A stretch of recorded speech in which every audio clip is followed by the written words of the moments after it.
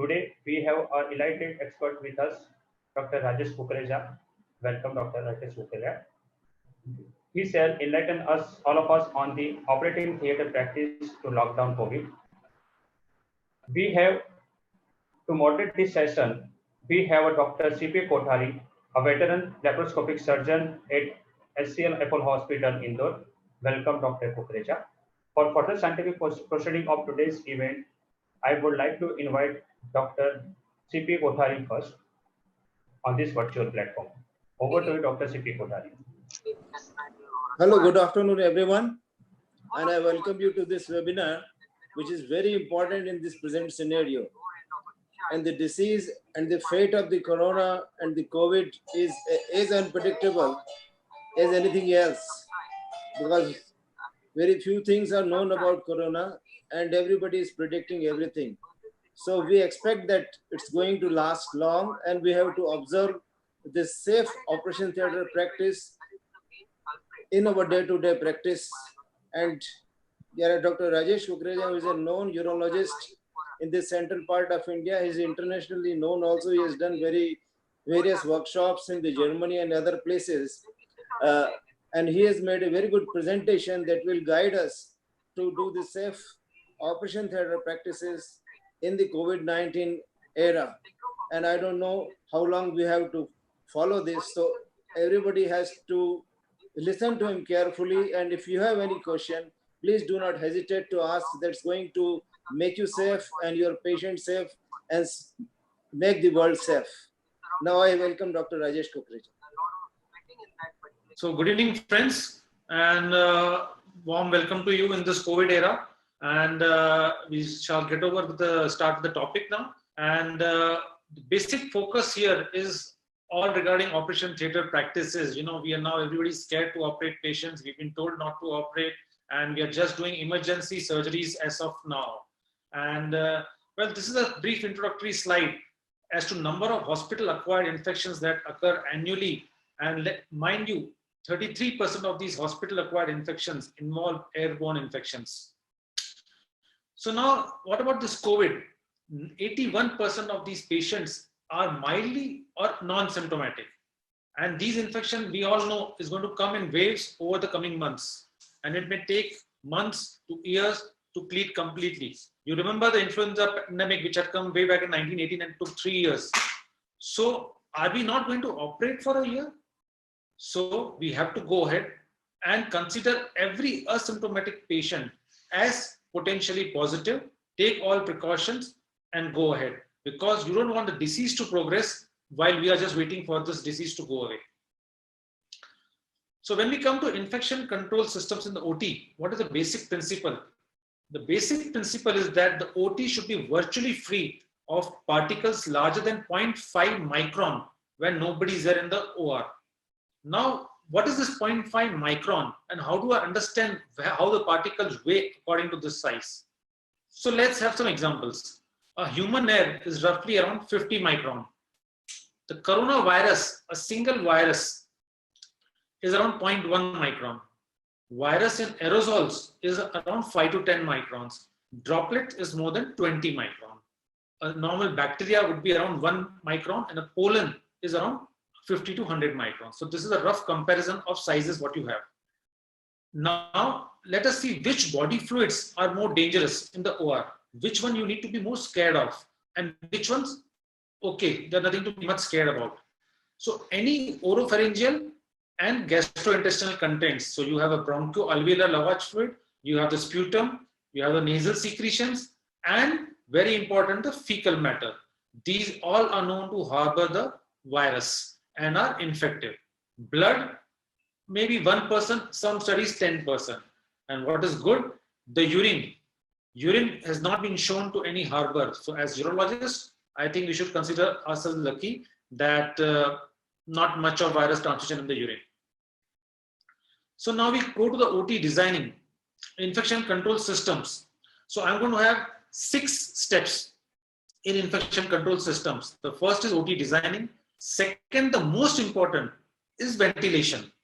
Why? We'll discuss later. Third, high efficiency passive air filtration system. Again, very important.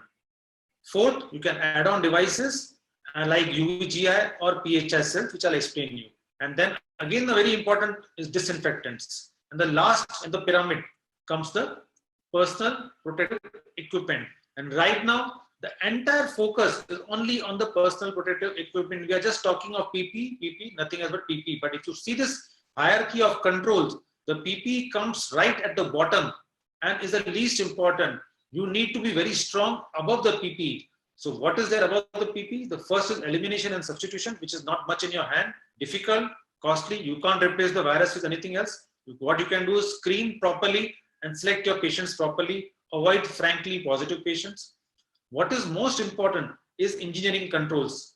That is disinfection, distancing, isolation, and this is where we are going to control the infection. Then is the administrative controls, your employee training, making hospital protocols. So the engineering controls and the administrative controls are very important. Then comes the PP, mind you. So now let's go to the OT designing. Well, this is just one basic slide to cover up, that you should be progressing from a high contaminated area, probably a reception area, progressively to less and less contaminated, and your OT should be the least contaminated area. You should have dirty and clean pathways to be kept separate. All your OT areas like your floor, your walls should be joint free, minimum corners, easy to clean, impervious to moisture, just to mention a few points of this. We will not go into much depth of the OT designing. Now comes very important is the ventilation. As I told you, a lot of infection takes place through the aerosols which are generated from the OT staff, from the patient himself, from the skin, dust particles, textile fibers, skin cells, and you need to keep a control on that. So you need to maintain a high quality of air in the OR and prevent surgical infections and hospital acquired infections, and of course in today's era, transmission of the COVID-19. So we all talk about laminar flow. What is laminar flow? Air comes down in parallel lines, absolutely in a slow speed, and what it does is minimize the spread of the airborne contaminants, directs them towards the exhaust outlets, and prevents them from landing in the surgical area. So this is a very important feature of your OR ventilation, that is laminar flow. Strictly, window and split ACs should not be used in any type of the OT because they are purely recirculating units. They'll develop pockets of microbial growth, which is very difficult to eradicate. So what is OT ventilation all about? HVAC. When we talk about HVAC, what is HVAC? Heating, ventilation, air conditioning system. And this is what is most important, to keep the concentration of the pollutants and the airborne microbes to below the determined levels. And this function depends on three important aspects: the temperature, the relative humidity, and the current. So the basic mode of HVAC or the machine is the AHU. What is the AHU? It's an air handling unit. Just like in an air conditioning room, you have an outdoor unit. So in this, you have an AHU. And what the AHU does, it does your cooling, it does your dehumidification, and it does your filtration. All these three combined will keep your OR clean and take away all particles which are more than 5 microns. So all the dust, the pollens, and the bigger particles, that is more than 5 microns, will get cleaned only by the AHU, even before the air has reached anywhere close to your OR. And then this air is then thrown to the terminal HEPA filter. The HEPA filter lies just on the roof of the OR. And then comes the most important, that is the HEPA filter. That is a high efficiency particulate air filter. What this does is, when we talk about HEPA, so everybody will mention, sir, 0.3 micron, 99.97% filtration. So what is this 99.97 and 0.3 micron? So I'll show you this in the next slide. When we talk about 0.3 micron, what does 0.3 micron indicate? The MPPS, that is the most penetrating particle size. That means particles of 0.3 micron are the ones which are going to penetrate the HEPA filter the maximum. And what is the maximum? Is 99.97%. Particles smaller than 0.3 micron and larger than 0.3 micron will be more difficult pass through, and the filtration efficiency would be still higher than 99.97%. So this is how a HEPA filter is a must and the most important part of a OR. Now, HEPA filters, right from the evolution, they started from A category and have now moved to H. Then the A are the least effective and the H are the military grade filters. And those are H10, 11, 12, 13, 14, and now you have a 15. So what is the recommendation? You got to have a 13. Why? What will the H13 do? It will filter out and just 0.05% of 0.1 micron will pass. That is 0.1 micron is a single COVID virus. So only 0.05% will pass. And if you have a H14, only 0.005% of such particles will pass through the HEPA filter. So that is the efficiency of these filters. Here we have a H13 by H14 filter, and that takes care of our OR at our hospital. This is an AHU. This is like you see just an outdoor unit of a split AC. So something similar to that. Safety, because it works by mechanical means, there are no pulmonary side effects of the HEPA filter and the AHU. So now I have got a HEPA installed. That's the first thing. Now what are the guidelines? So the guidelines are 3 parameters I told you. The first most important, temperature and the humidity. So temperature should be 21 degrees plus minus 3 degrees. For joint replacements, you need to go further down. More important than the temperature is the relative humidity. And the humidity should be between 40 and 60%. The ideal being 55%. Now remember, below 40%, the viruses are going to grow. Above 60%, the fungus growth starts. So you need to be between 40 and 60, and 55 is the ideal humidity. Velocity of the air coming down should be around 25 to 35 feet per minute. So it's a low velocity laminar flow, that is unidirectional flow. Third, positive pressure. So your OR has to be at a higher pressure as compared to the corridor outside the OR, so that the dirty air from the corridor does not come into the OR. So a difference of 2.5 Pascal needs to be maintained all the time. Again, now one of the very important consideration of the HEPA filter changes. How many times is your air going to be changed in the OR? So normally, if you see the different guidelines, is roughly around 50 to 20 changes in an hour. Out of these 50 to 20 changes in 1 hour, 20%, that is 3 to 4 changes, would be of fresh air. It takes in fresh air, not recirculated air. That is where your dilution occurs and your viruses are thrown out. Now, with everything, let us come to some practical aspect. You know, we have ORs nowadays. All the good hospitals have good ORs. You have a HEPA, you have everything, efficiency, everything is maintained, cycle changes are taking place. But some important practical aspects which everybody needs to follow, and where we miss out, is limit the personnel to minimum in the OR. Avoid idle conversations, because every time you talk with the patient, the OT staff is talking with each other, gossips create dispersion of bacteria and viruses. Keep the doors closed strictly and limit the number of people going in and out of the OR when the surgery is taking place. This is the most important. Every time you ask for some suture material, you ask for a stent, the staff goes out to get. So prepare everything in advance. Whatever you are going to require for the surgery, keep 10% extra in the OR. Don't open and close the door, because you're going to destroy the currents and you're going to let outside bacteria come inside. So this is how it all works. I'll show you. Now this is the outside air. So that comes into the AHU. Now this is the AHU outside, which is lying in your building on the terrace or different floor, service floor. And from here, the air goes inside. Terminally comes the HEPA filter. And then from the HEPA filter, it goes into the OT. To further enhance the efficiency, you have these cooling coils, or the ultraviolet, nowadays these are available, and photo hydroionization cells.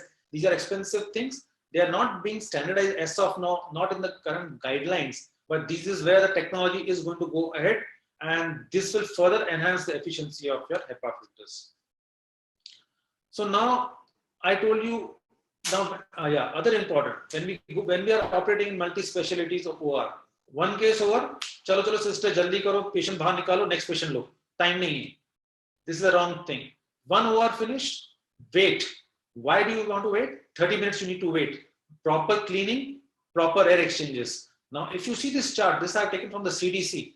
air changes per hour. Now, if you're going to do 15 to 20 air changes per hour, you see the red box.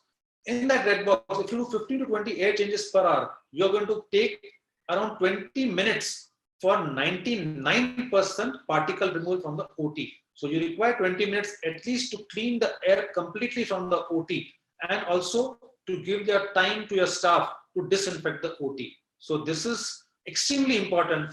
Give time between two cases, 30 minutes, and then take the next patient in. And mind you, this 30 minutes, your AHU or the air handling unit should be on, not off. It should be on with all these air exchanges, so all the bacteria, viruses are all taken care of, and the staff takes care of the disinfection.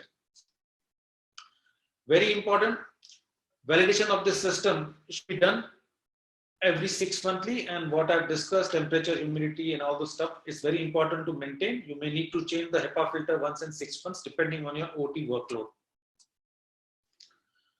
Now, I had a hospital which was built, let's say 10 years back. I didn't have the AHU. Now I can't do civil reconstruction done. What am I going to do? This question is going to come obviously to small nursing homes. So this is now what has come new, just recently come, and these are being approved by the CDC and the ASHRAE. ASHRAE is the American Society of Heating HVAC Systems, which is a very big society, just like we have a Center for Disease Control and Prevention. So what are these? These are mobile units.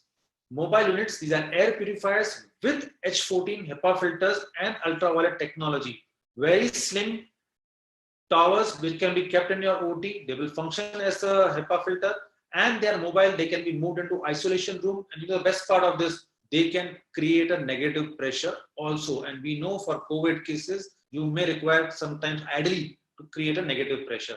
So this is something you need to look into. You can consult your HVAC consultants and they would guide you. So there's no need to get depressed if your OT doesn't have a AHU or HEPA. There are ways out with this new technology.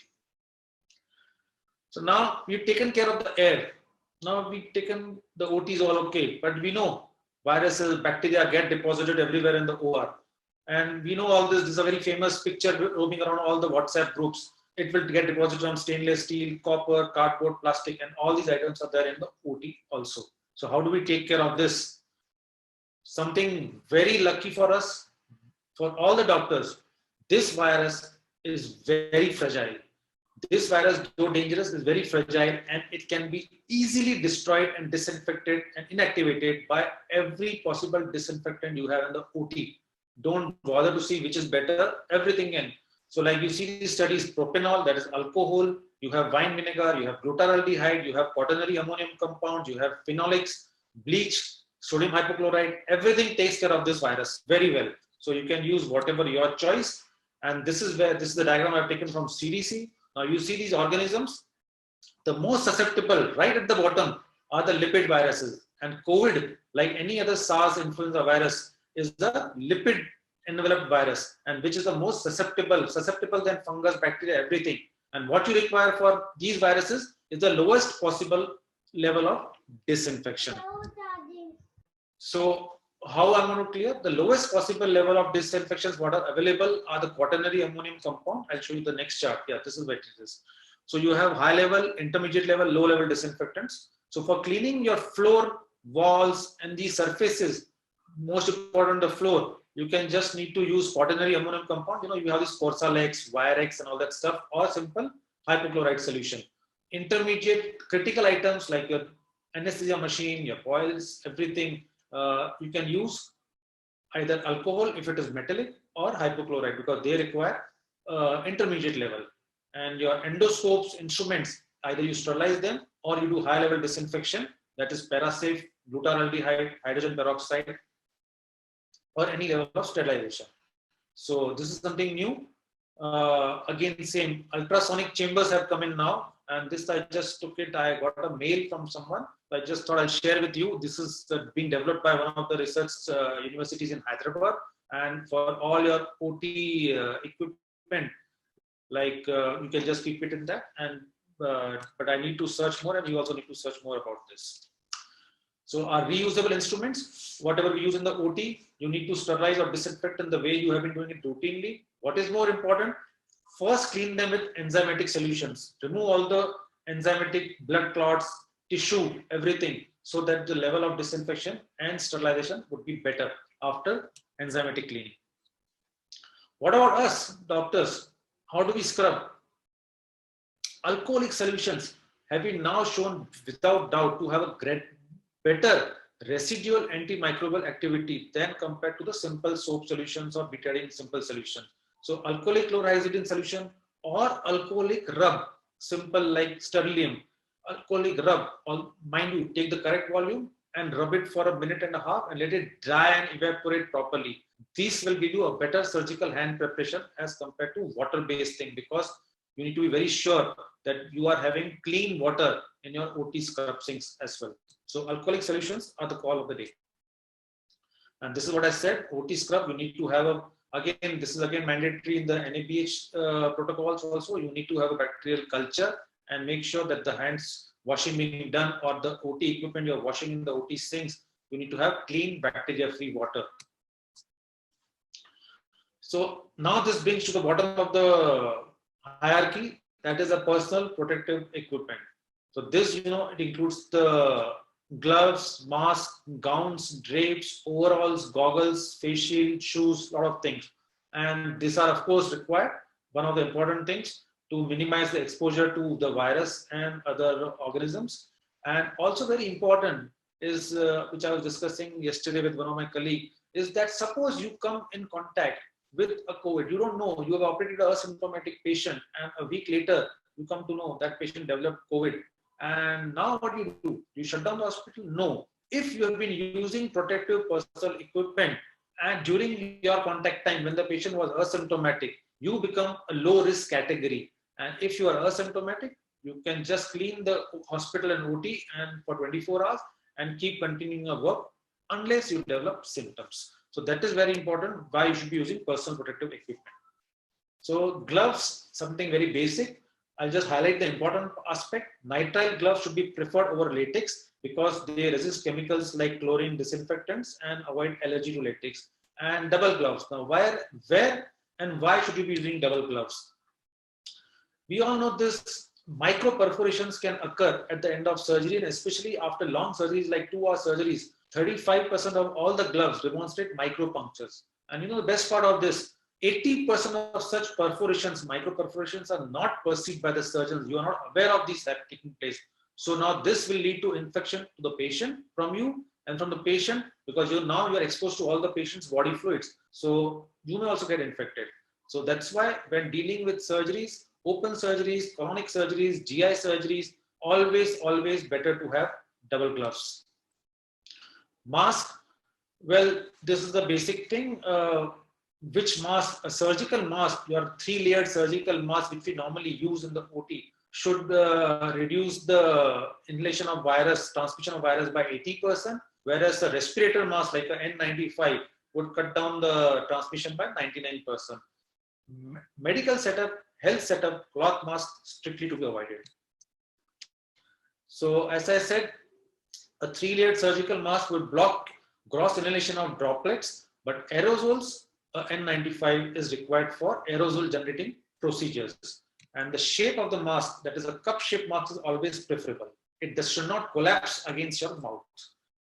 When you buy a surgical mask, make sure it is not a single layer mask, it's a 3-layered mask. That is very important because the inner layer will absorb your moisture and the outer layer should be a liquid repellent layer. And it's a middle layer which acts as a filter. Aerosol generating procedures like non-invasive ventilation, tracheal intubation, laser fumes, endotracheal tube placement, Ryle's tube placement, or anything for the anesthetist, or oropharyngeal procedures, N95 is strictly to be used. And mind you, there are very many duplicate N95. So this is what I've shown the diagram. All this, that is the NIOSH sign and the model number, everything should be displayed on your mask to make sure it's a genuine mask. So N95 should be used for all aerosol generating procedures in the OT. Now comes the gowns, coveralls, drapes. So what is coverall? We see all these nowadays, which have come, the PP kits, that is the white jumpsuits which we see. Those white jumpsuits are medically called as coveralls. And what we wear in the OT is gown. So a gown and coverall are absolutely equivalent. there's no difference between both of them. You can choose whatever you like, provided they are made up of a fabric that is tested for resistance to penetration by body fluids and bloodborne pathogens. Both are equally well accepted and equally comparable as far as efficiency is concerned. Gowns probably are easier to put on and put off for removal. The heat stress, mind you, a very important factor, is much lower for gowns, and it may be more convenient for women to get used to gowns rather than coveralls. So we proceed this. These are the critical areas, that is your front torso and the forearms. Very important, the forearms. In China, in Wuhan, they did a study, and from where they got the viruses from the healthcare workers, the most important was the gloves, the forearms, and the shoes. These are the three important places from where maximum viral cultures and COVID wards and ICUs were isolated. So now when we talk of gown and drape, you know, I'll show you a slide. Everybody talks only of GSM, 90 GSM, the companies will come to 70 GSM. GSM, nowhere, I've gone through the FDA guidelines, I've gone through the CDC guidelines, I've gone through the WHO guideline, nowhere there's any mention of the GSM. It is not important. That is just a weight. So with technology, your weight can go down, and the technology is that the weight should go down so that you find it more comfortable to wear. So what is important is the material with which it is made. That is the SMS. It can be SMS, it can be SMMS. So what is SMS? SMS is a spun-bound, melt-blown, spun-bound. So spun-bound gives it strength and durability. Melt-blown is the barrier. That is a filter. And that has excellent barrier properties. So combine SMS, SMMS, the double M will give you more barrier. So this is what you need to see. Is it SMS or no? This I showed you the GSM. Anything more than 40 GSM is good for resistance to blood penetration. More than 60 GSM for viral penetration. But GSM is not the standard of quality control. So what is the standard of quality control for these drapes, which is very important, which we use in the OT for every case when we scrub up. So this is the Association of Advancement of Medical Instrumentation, and they have laid down their scoring grading. That is an army. And as per these, your overalls, your gowns are all from level 1, that is least protective, to level 4, that is most protective. What are these levels? How they are identified? It depends on the barrier they offer to your fluid penetration and blood penetration and micro penetration. So there are two very important tests, and these are all done in India, mind you. I'll show you in the next slide. So the two tests are AAT-CC 42, that is a water resistance test, and AAT-CC water resistant hydrostatic pressure test. 42 and 127. Just remember these two. And who does it in India? SITRA.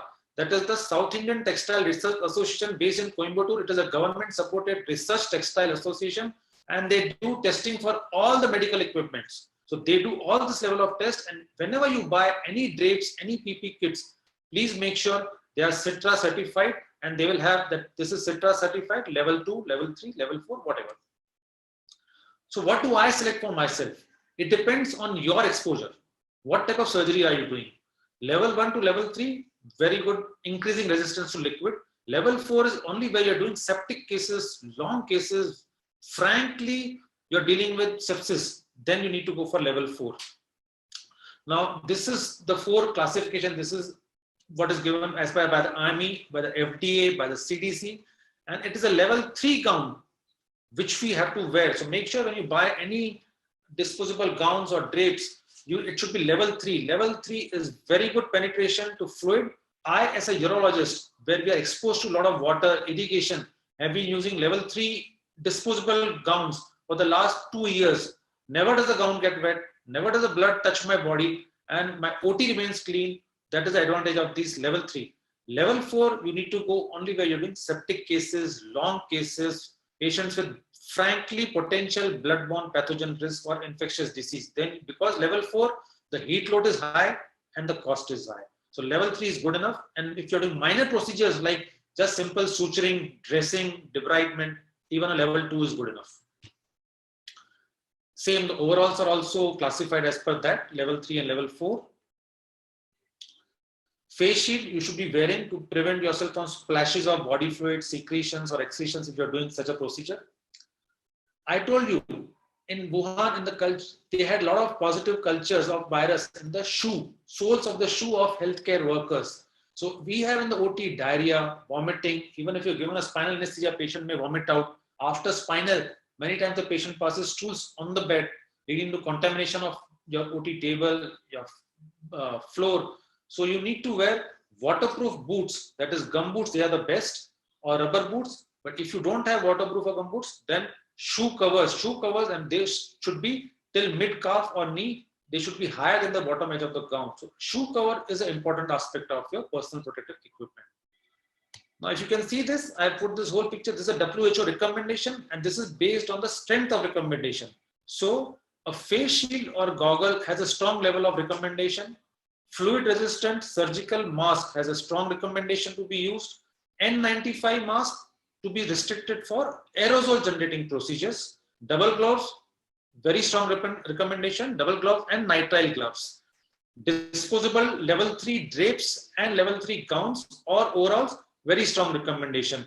Differentiation between gowns and overalls, weak. That means you can choose whichever you want. Head cover, many times we see that hood which we wear, that has a weak recommendation. So it's up to you whether you want to use a hood or not use. Shoes, shoe cover, again a strong level of recommendation. So this is what I use in my OT, Army level 3 with SMS material. I use an apron also because I'm exposed to water, and I use my gum boots, and my staff who doesn't like the gum boots, it is compulsory for them to take care of the shoe cover. What about endourology? Face shield, I told you. Drainage bucket, the fluid, the blood, the urine, and sometimes patient passes stools. Everything goes on the bucket. So what is best? You tell your staff, the nurse, put in the drainage bucket where all the fluid goes, put sodium hypochlorite beforehand itself. So it takes care of all the disinfection.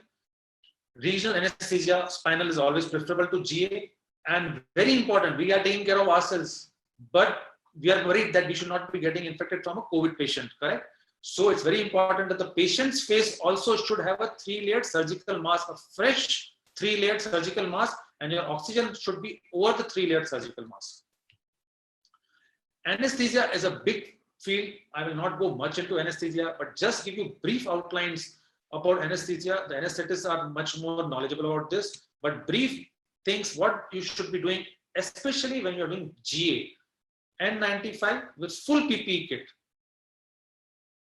During intubation and during extubation, your AHU should be put off because these are aerosol generating procedures. And during intubation and extubation, mind you, the AHU should be put off for 5 to 10 minutes. Pre-oxygenate for 5 minutes with 100% oxygen. Preferable to use a video laryngoscope. Nowadays, you're having plastic cover and you have acrylic boxes are being designed so that the exposure to the anesthetist and his assistant is much lower. Then you have heat and moisture exchanging filter in your machines and a lot of things, which I think the anesthetists look into all these things. But we just need to be aware that these things are taken care of.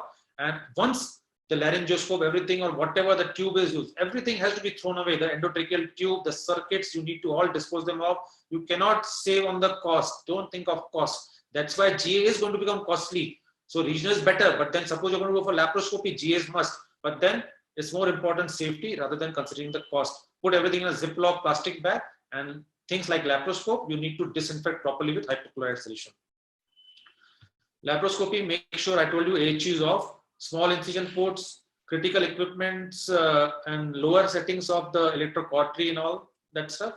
And there is nothing to show. We are all afraid of laparoscopy, but if you go to the SAGES guideline, no study has proven that laparoscopy is more risky.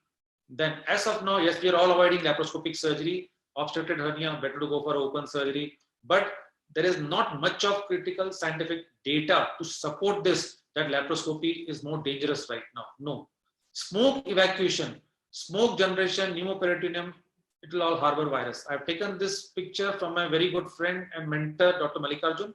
And this is how you have smoke evacuation devices from the company like Covidien stores and all, but they're very expensive, the Megadyne. So a simple way, one of the port, connect a tubing, rubber tubing, put it to a chest tube bottle, like ICD, put sodium hypochlorite in that ICD bottle. So the gas or the fumes which come out, they go into the sodium hypochlorite. are disinfected, from there into a second jar of sodium hypochlorite, and from there into the central suction and out. So this should take care of it very well.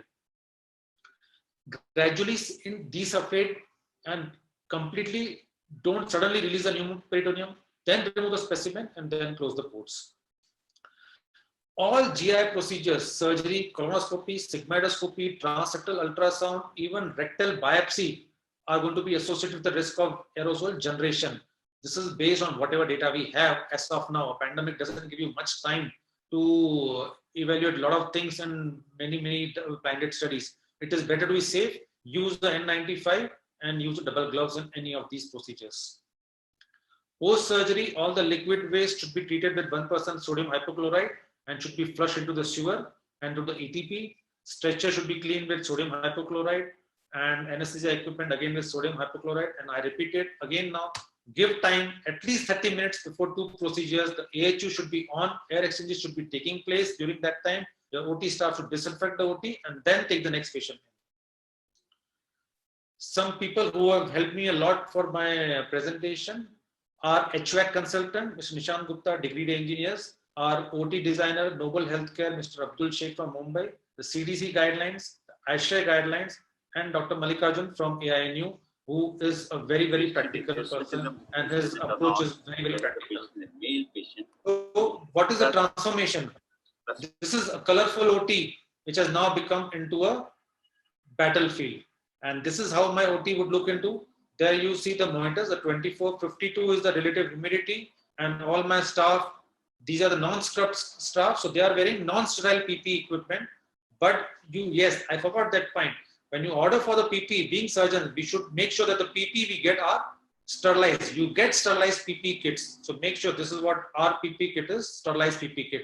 So even the patient draping is completely disposable, level 3. And this is how it looks. A colorful OT is now turned into a battlefield. And again, I told you, but we all need to get our priorities right. Screen properly, select properly, disinfect, use proper air hygiene, ventilation properly, train your staff, isolation room. These are more important, and then the PPE kit. Thank you.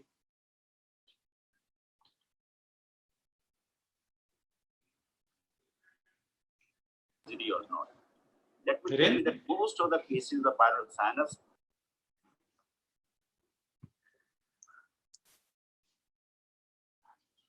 Hello, yeah. The questions are Such questions are there in chat box. Dr. Kothari, you want to say something? Dr. Kothari.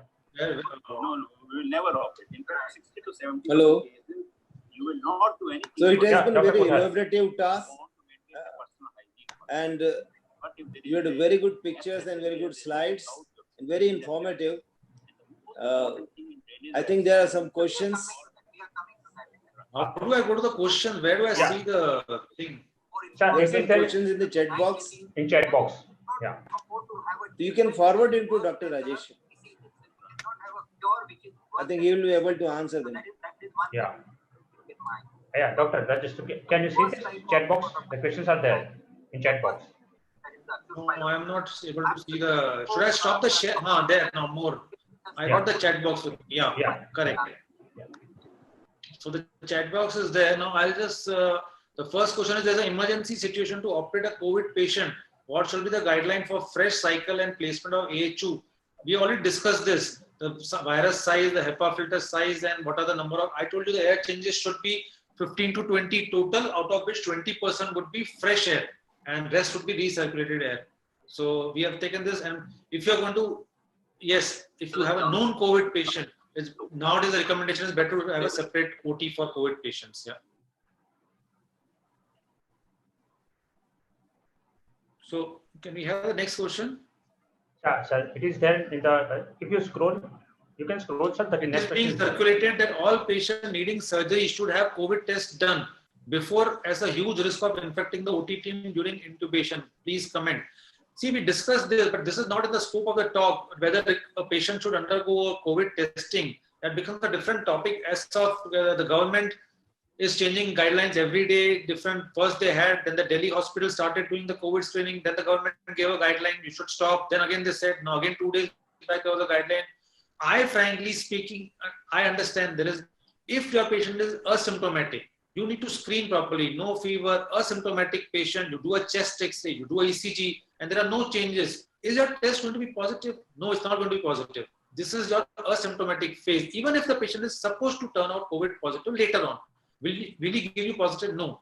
You may have a slightest doubt. You may do a HRCT of the chest. That may pick up some pictures. So I personally feel government orders separate. They are more confusing right now, but I don't think so there's any need of doing a COVID test before operating a frankly asymptomatic patient whom you have screened and taken a history properly. Dr. Kothari, anything you would like to add on this? Practice parameters have said that if you just do a plain incision and drainage, the chance of patient having a chronic sinus is very high. No, I think. Do a good curate. I'm not getting the. Yes, sir. Yeah, sir. You go ahead, sir. Sir, don't want to. Yeah, other thing I forgot in that is when you screen the patient, also check for the saturation, the blood saturation, oxygen saturation. That is again one important aspect. So now the next question is what are precautionary measures necessary for opening small clinics after lockdown? Well, this topic for clinics is not to be covered here, but I'll just say that you need to, again, clinic is a much smaller aspect than the OT, but you are going to be exposed to more patients in the clinics. So you need to have a personal protective equipment. Make sure you are having gloves. Make sure you are having sanitizers. Mask is very important. And take one patient at a time. And make sure that there's only one relative coming with the patient. The patient and the relative who come in, they should be having masks as well as gloves. They are not allowed to come in without mask and gloves. Make it compulsory for the patient and the relatives that they can't enter the hospital premises or your clinic without the mask and the gloves. Next is as 60% of COVID positive patients are asymptomatic. What should be the guideline for elective surgery? And we have already discussed the guidelines. So I think this is just a repetition. We have just discussed the guideline. How to wear PP or lead apron. The same way. First we go to the OT, we wear our scrub dresses. Normally what we change, and over the OT scrub dress, we wear the lead apron, and then we wash or take the alcohol sanitization and then wear a plastic apron and then the PP kit over that. Someone told me that you should use a jumpsuit and then wear the gown. There's no point wearing double layer. It's of no purpose. We find it sometimes difficult to change our habits. A green gown or reusable, that gown is a cotton gown, what we are being used in. Cotton is an absorbent. It will absorb the water, it will absorb the blood, and along with the blood, all the microbes. So stay away from that. Use disposable drapes and go ahead with that. You don't need to wear double. And is it safe to undergo surgery in the present condition? And what will happen to patients who are in temporary arrangement of catheter attached? So as I said, we have to start operating one day or the other. How long? Once the lockdown is over, do you think the COVID is going to go away after the lockdown is over? No, the patients are going to come. How long will the patient stay on a catheter? You put him on a catheter, how long? He will develop, obviously he'll develop catheter-related infection. Patient with a ureteric stone, patient has an impacted pelvic junction stone. Do you think you want to leave him for 3 months? No, his kidney function will go down. So you have to operate. So there's no point postponing surgeries. You have to take a balance. Is the organ of a patient at risk to get damaged? Is he going to suffer organ damage? Is the organ function going to go down? Then it's not a point that you're going to wait for this to go. The COVID is not going to go. It's going to become one of the many viruses we are dealing with. After a few years, we may not be bothered about the COVID. It will become just one of the basket. So next is, if we operate on a patient and after 3 days he's positive, what should we do? Quarantine or not? Government is not allowing routine per operative testing. So as I told you, we already discussed this question before. If first you make sure the patient is asymptomatic, take his X-ray chest, ECG, everything, saturation of the oxygen, if required, a HRCT of the chest, that will show you very signs very earlier on, and go ahead and use your personal protective equipment. Make sure there's no shortage on that. All the nurses, housekeeping staff, everybody should be having personal protective equipment. Everybody should be in gloves, masks, and kits designed for them. Nobody should take it lightly. And if you have been using personal protective equipment, your entire hospital staff has been using it, and then a patient a week later turns positive, nothing to worry. Check for the symptoms, see how all of you are feeling. make sure the hospital is cleaned completely with sodium hypochlorite, disinfect the OT completely. And if you're all okay, go ahead with your work. If you develop symptoms, then you need to go to get quarantine and close everything for 2 weeks. What are all the precautions we need to take care when lockdown is open? I think we put forward all these precautions which are there. Sterilization, disinfection, HEPA filters, proper AHUs, proper personal protective equipment, screening, everything. And this is not going to be there only for lockdowns. That is the important point to be taken home. You have to make it a standard habit now forever, all these things. And what is going to do, this is going to benefit everybody. I'm very sure the infection rate, if we follow all this just because of fear of COVID, our overall infection rate will gradually go down.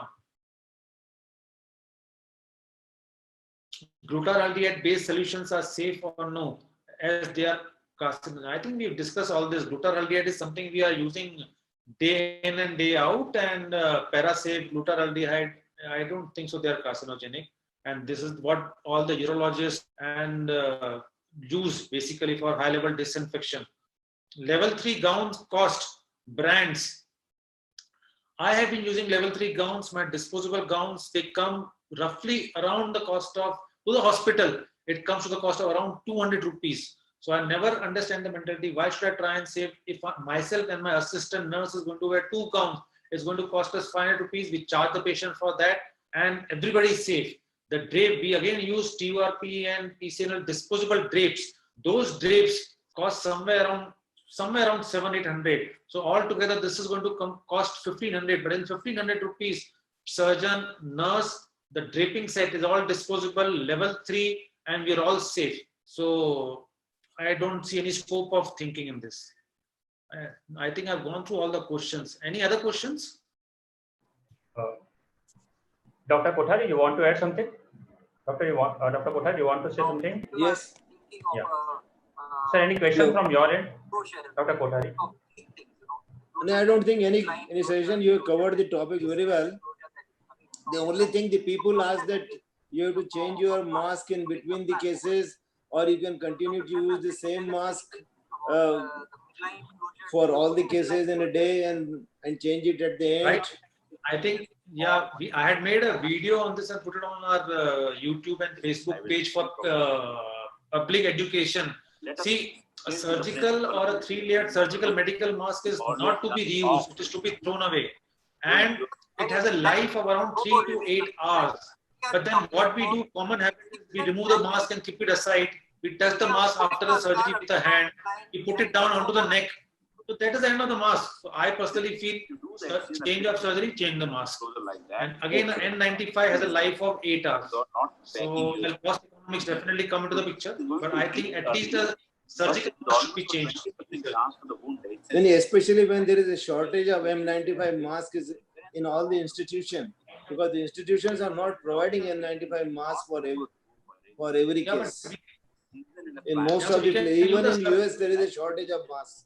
Yeah, there is a shortage. N95, what we do, we keep 3 masks with us and then we recirculate it. Like I have 3 sets of N95. So the one I use on Monday, I will use it again on Thursday. Just keep it for air drying away from sunlight. Tuesday one I'll use on Friday. And then where I require, otherwise I'll use a surgical mask. So, you know, the pandemic is making everybody do everything. Many people are using N95, they're reusing N95. Over the N95, they're applying a surgical mask. That's a good stage. The patients rate are very high. I think so. Now we conclude here. So I would like to say thank you, Dr. Kukreja and Dr. Kothari, for giving this wonderful evening to us for this talk. And I especially thank you, Dr. Kukreja, for this wonderful talk. Thank you, sir. Thanks a lot. Thank you, Rin. Thank you, Team Intas, and thank you, Dr. Kothari, for chairing the session in spite of your busy schedule. And thank you very much. Take care. Thank you.